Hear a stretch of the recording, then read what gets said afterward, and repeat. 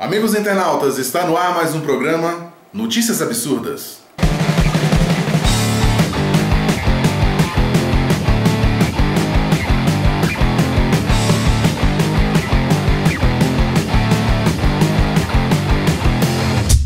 Casa do prefeito de Itapecerica é atacada a tiros. Depois da cassação do prefeito e da vice-prefeita da cidade por supostamente terem comprado votos e também por terem abusado do poder público, o candidato oposto acabou assumindo a prefeitura da cidade. Mas a vida para ele não anda muito fácil. No dia da posse dele, na madrugada da posse, a casa dele foi alvejada por mais de 12 tiros. Quem deu os tiros?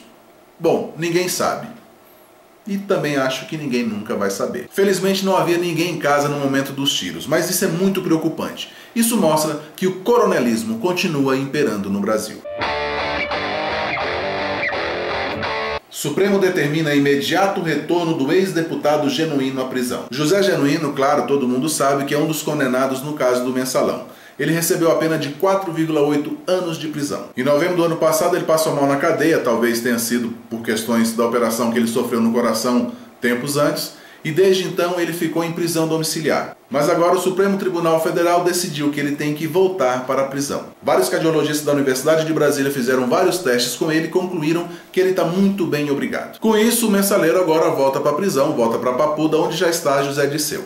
É uma pena que não tenham conseguido colocar a mão em todas as pessoas que fizeram parte do Mensalão. Aliás, falando disso, sentença do Mensalão foi 80% política e 20% jurídica, afirma Lula. Durante uma viagem a Portugal, Lula foi entrevistado na TV portuguesa. A jornalista, durante a conversa, durante toda a entrevista, perguntou sobre o que ele achava das pessoas de confiança dele terem sido condenadas no Mensalão. Só que Lula já foi logo interrompendo, dizendo que não são pessoas de minha confiança. Será mesmo, Lula? Depois disso, ele ainda disparou contra o STF, dizendo que 80% do julgamento foi político e 20% apenas foi jurídico. E rebatendo as críticas, o presidente do Supremo Tribunal Federal, Joaquim Barbosa, deu a seguinte declaração: o juízo de valor emitido pelo ex-chefe do Estado não encontra qualquer respaldo na realidade e revela pura e simplesmente sua dificuldade em compreender o extraordinário papel reservado a um judiciário independente em uma democracia verdadeiramente digna desse nome. E por falar em Lula, coro volta Lula não me preocupa, diz Dilma. Há rumores de que Lula seria o candidato do PT à presidência da República em 2014 no lugar de Dilma. Ela ameniza o problema, esses rumores todos dizendo que Lula é uma pessoa muito amiga dela, que é uma pessoa de total confiança. Bom, Dilma, é melhor você colocar suas barbas de molho, depois do que ele disse lá em Portugal. Aliás, o coro volta Lula tem uma explicação.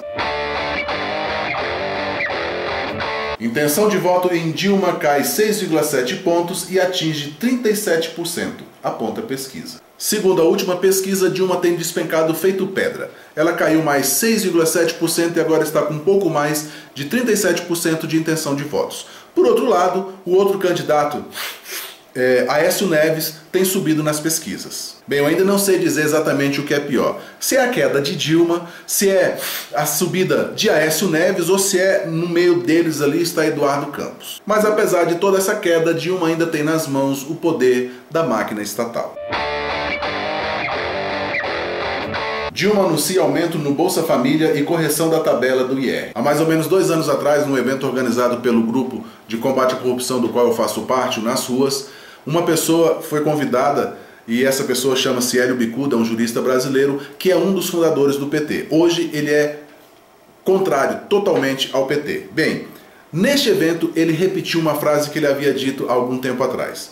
Ele disse que numa conversa com José Dirceu, querendo saber exatamente como é que era esse processo do Bolsa Família, etc, era aquela coisa ainda de implantação do Bolsa Família. José Dirceu virou para ele e disse o seguinte: Hélio, o Bolsa Família vai beneficiar 12 milhões de famílias, e isso quer dizer que o PT vai ter pelo menos 40 milhões de votos. Se essa é realmente a intenção do PT, eu não sei dizer, mas o fato é que hoje são 36 milhões de pessoas que são beneficiadas com Bolsa Família. E talvez por uma questão eleitoreira, Dilma reajustou o benefício em 10%. Ou seja, as pessoas que não trabalham tiveram aumento de 10%.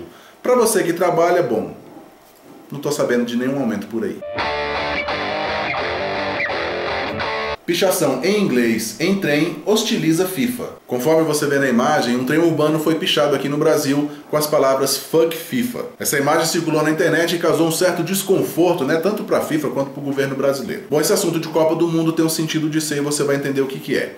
Bom, até agora já foram investidos cerca de 26 bilhões de reais em obras que tem a ver com a Copa do Mundo, tanto de estádio quanto de mobilidade urbana, etc, etc. A título de comparação, o Brasil, o ano passado, investiu apenas 4,2 bilhões de reais em segurança pública.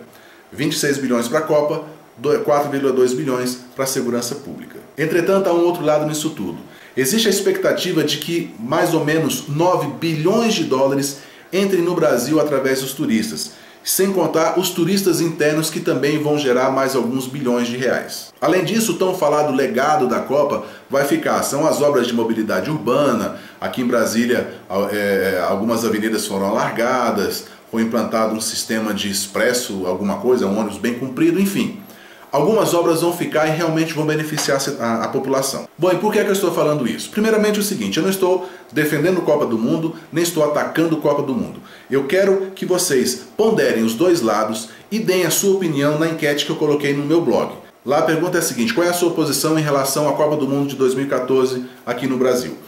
Eu gostaria que você simplesmente não seguisse a cabeça das outras pessoas. Ah, a Copa do Mundo não presta, pá, puf, vai lá. Não. Pense, analise. Veja realmente friamente, esqueça os comentários que você já ouviu, faça a sua análise. Vai lá então e coloque o seu voto. Esse é um projeto que eu quero colocar em prática, que é sempre no final do vídeo colocar uma enquete. E na semana seguinte então eu dou o resultado daquela enquete. Por exemplo, na semana passada eu perguntei qual era a sua posição em relação ao marco civil da internet. Este foi o resultado.